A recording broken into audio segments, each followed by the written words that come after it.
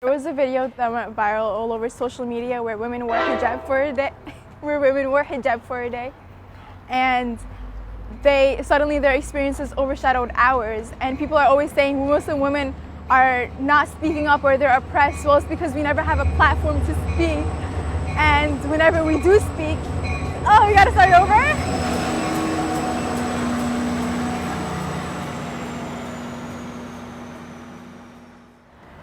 I'm Egyptian and this is my sister. I was born in Pakistan and raised in America. Born and raised in the United States. I'm originally from Palestine. My family's from America, from West Africa. I was born in Togo. My mom is Irish. My dad is Egyptian and Turkish. I was born in Indonesia, raised in Indonesia. I originally started wearing the hijab when I was in 9th grade. I started wearing hijab when I was in the 8th grade. I was going to a Catholic school at the time, so I was one of 3 girls in the school who was wearing hijab. When I first started wearing it, I was wearing it mainly because my friends were wearing it. My mom did it, my sister did it, but I also felt a spiritual high and I felt like it was my time. I'm the one who used hijab first before my mom. And no, I'm not deprived or oppressed. No one forces me to wear hijab. In the rare cases you might find that there are Muslim women that are forced to wear hijab, but that's not Islam whatsoever. I'm telling you, this was my decision. My dad didn't force me. My parents did not force me. I wear hijab first and foremost for God, but over the years it's become part of my identity. It's shaped who I am right now. It's become a part of my skin. It's become a part of who I am, and without it, I'm not me.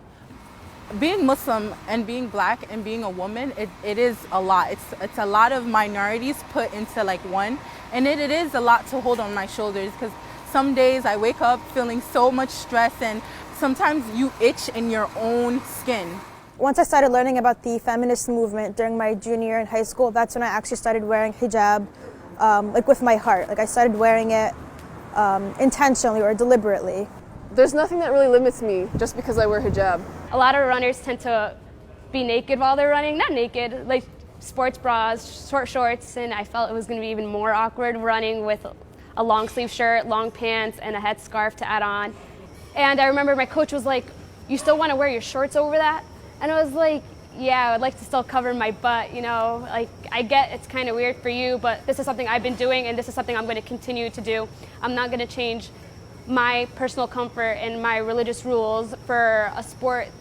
I think that my behavior has definitely changed after I wore hijab because I expected more from myself. It's forced me to develop my character. It's forced me to develop my personality, to really understand and know myself better. The most ridiculous thing I've been asked is like, "Oh, what's the color of your hair?" And I usually respond normally. I tell them the color of my hair. Or like, "Do you shower with that on?" And I'm like, "Yeah, totally. I shower with this on." Somebody will come up to me like, "Wait, do you speak English?" And I'm like, "Yeah, I speak English." "Does your dad know what your hair looks like?" "Yes, my dad knows what my hair looks like." Or like, "What about when you get married? Can your husband see your hair?" "Yes, my husband can see my hair. I'm not married." Oh, another one. "Do you ever get hot?" "Yes, guys, I do get hot. Like, it is hot out. I'm human. My face is melting currently. It's okay." I used to work in New York in Whole Foods, and my coworkers had no idea what Islam was.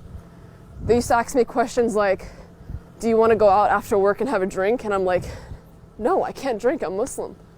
Oh, and at the DMV, I was trying to renew my license, and she was like, "You need a passport." I was like, "I have a passport." She's like, "The one from your country?" "No, not here." I was like, "It's an American passport. Don't worry."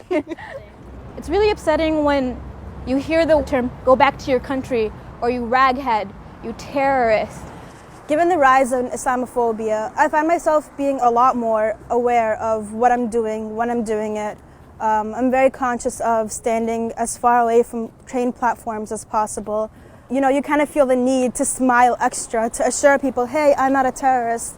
I always try to come back to the positive, and always trying to remember that there are always ignorant people, and it's not necessarily my job to teach them, but for every ignorant person, there's always a positive person. There's always a person who's willing to learn about you, who's willing to understand you. I'm representing a religion. I'm representing girls who wear the scarf, girls in general, Muslims.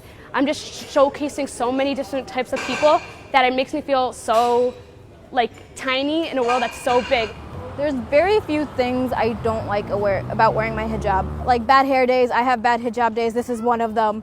My hair keeps going everywhere, and I feel like it's everywhere, but hopefully it's not. I rock my Islam, I rock my blackness, I rock my femininity with all the pride that I can because I love it. I love who I am. And if someone doesn't love the person that I'm representing, I wasn't born to please you. I was born to please God. It would be a lot safer, a lot easier, a lot more convenient if I just took off my hijab. But I feel like once you do that, you remove yourself from the picture and you accept the fact or the idea that Muslim women don't belong in America or Muslim women who wear hijab aren't part of the American story, when in fact we are.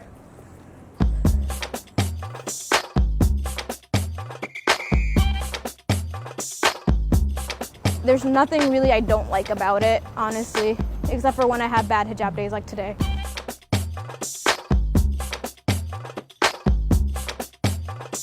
I don't like when people touch my hijab. Like, that's it. Just don't touch it. Don't touch it. Look at it. Don't touch it.